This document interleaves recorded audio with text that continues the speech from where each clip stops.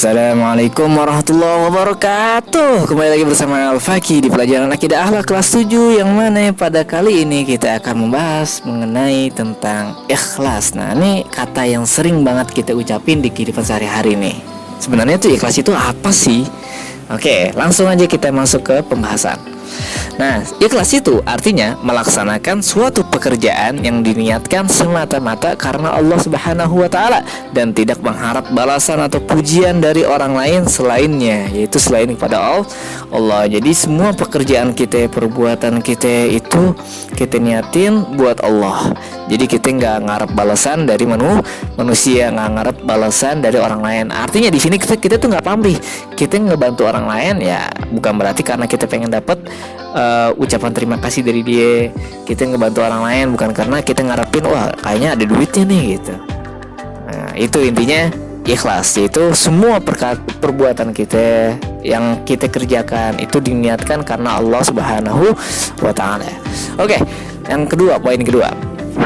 Orang yang melakukan perbuatan ikhlas ini disebut mukhlis. Jadi ikhlas itu perbuatannya, mukhlis orang yang ikhlas. Orang yang melaksanakan ikhlas itu sendiri disebut mukhlis.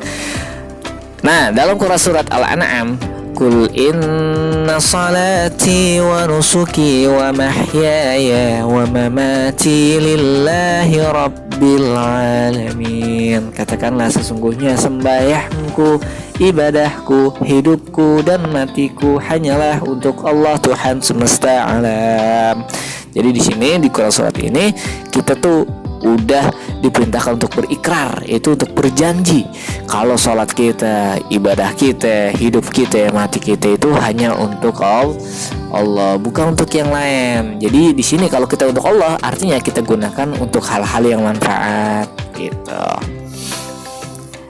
Sekarang perintah untuk beramal secara ikhlas itu atas landasan apa sih gitu.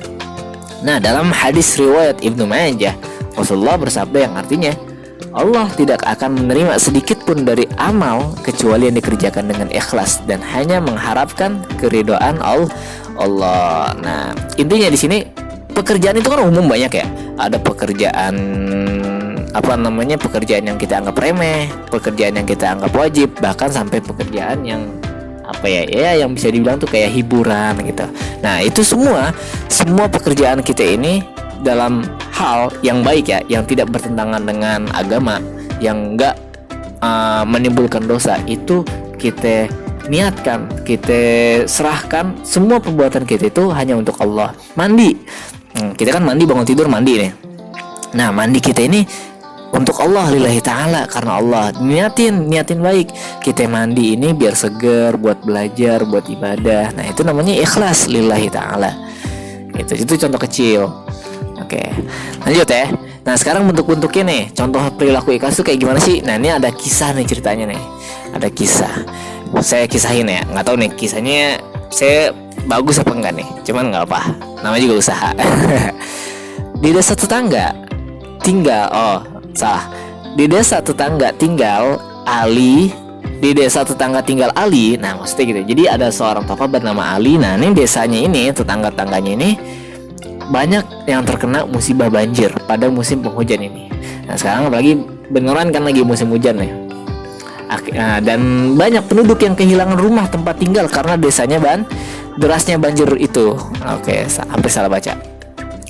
MTS tempat Ali sekolah itu sepakat memberi bantuan kepada para korban bencana banjir tersebut.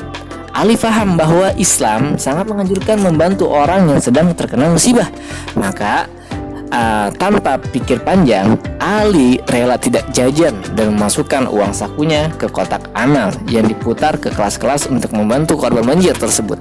Sikap Ali itu menunjukkan sifat ikhlas dalam beramal soleh. Nah, jadi di sini Ali kepengen ngebantu tangganya yang terkena banjir, ngebantu nih lewat di sekolahan Ali kan, karena lagi ngadain ayo siapa nih mau amal, siapa yang pengen bantu korban banjir. Akhirnya Ali paham, oh iya, ini kalau orang kena musibah itu kesian, gak enak. Apalagi dalam Islam itu diajarin kalau kita itu harus ngebantu orang yang kena musibah. Akhirnya Ali bantuin tuh, nyumbang, set. Tapi gak ada niatan sedikit pun dalam diri Ali, wah gue pengen amal nih biar dianggap soleh, biar dianggap baik, biar dianggap paling baik gitu. Biar nanti orang tetangga gue nih ngasih gue hadiah, enggak, tapi karena emang pengen niat ngebantu. Nah itu namanya ikhlas.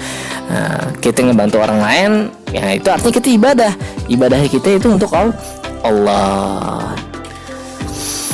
Nah sekarang dampak positif dari sifat ikhlas ini ada apa aja? Yang pertama, mendapat pahala pasti dong. Yang kedua, merasa puas. Nah karena apa? Sesuai dengan perintah Allah dan tuntunan Rasulullah. Yang ketiga, tidak sia-sia. Nah karena yakin deh Allah tidak akan menyanyiakan amalan yang dilakukan dengan ikhlas dan akan menggantinya dengan yang lebih baik.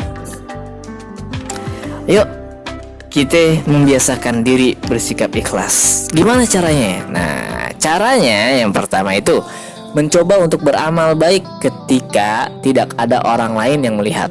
Udah, kita pengen nolong, kita pengen bantu, kita pengen berbuat baik, ada orang yang lihat kita lakuin. Nah yang pertama tuh caranya tuh biar kita bisa ikhlas. Yang kedua, tetap bersabar apabila amal baiknya dilecehkan oleh orang lain. Kita nyumbang punya duit 5.000, ada orang yang kelaparan, kita ngasih 5.000. Ada orang nyinyir, masa nyumbang 5.000, 10.000 dong, 20.000 dong, apa-apa ya, gak usah kecil hati gitu. Karena Allah tuh gak nilai besar kecilnya bantuan yang kita berikan, tapi ikhlasnya, ya kan. Yang ketiga apa?